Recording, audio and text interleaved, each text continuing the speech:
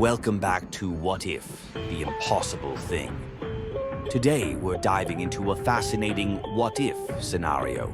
What if the first queen of the Khmer Empire wasn't just a historical figure, but actually a member of the legendary Naga race? To really understand how this might change history, we need to first look at the origins of the Khmer Empire and the myth that ties the royal family to the Naga.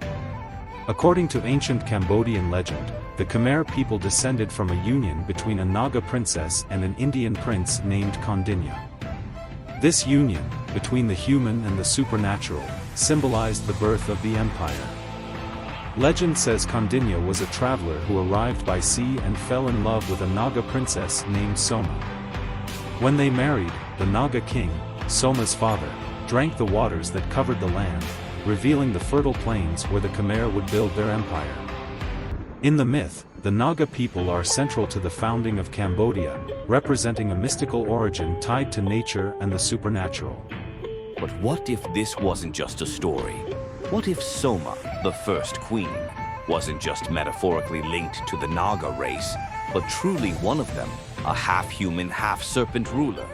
How would that have shaped the early Khmer Empire and its rise to power? First, let's dive deeper into the Naga themselves. In Southeast Asian culture, especially in Cambodia, the Naga are powerful, divine beings. They're usually depicted as large serpents or sometimes as human-serpent hybrids. In Hindu and Buddhist traditions, the Naga are associated with water, fertility, and protection. They guard rivers and oceans and are often seen as protectors of temples and sacred places.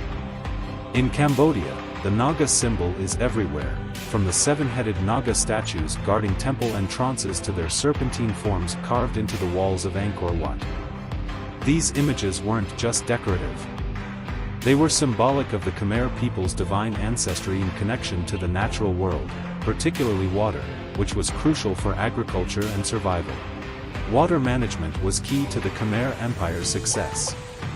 The large reservoirs, or barays, built by the empire were essential for controlling water for agriculture.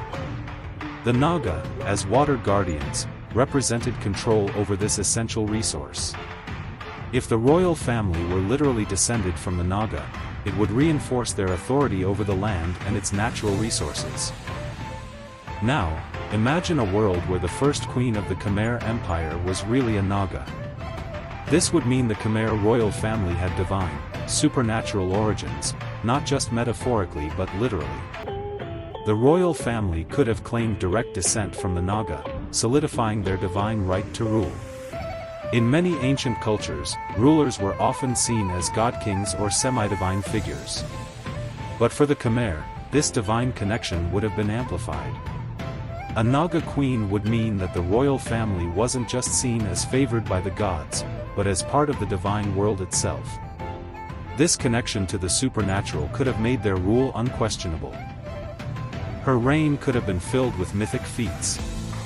The Naga queen might have been believed to have control over nature, influencing the rains, protecting crops, or defending her kingdom with supernatural abilities.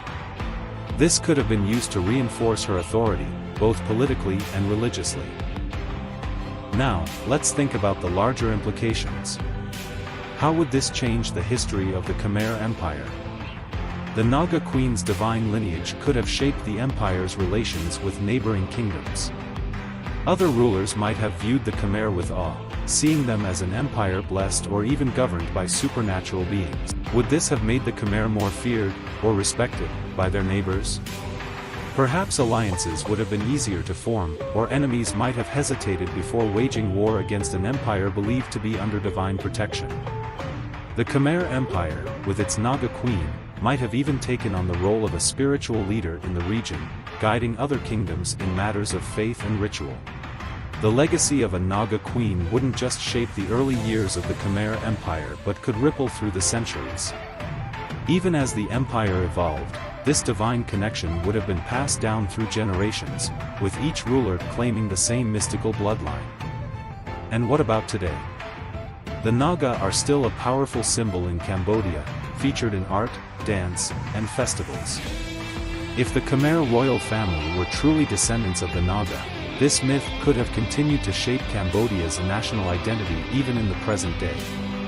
Perhaps the reverence for the Naga would have grown, making Cambodia one of the most spiritually significant cultures in Southeast Asia. So, what if the first queen of the Khmer Empire really was a Naga?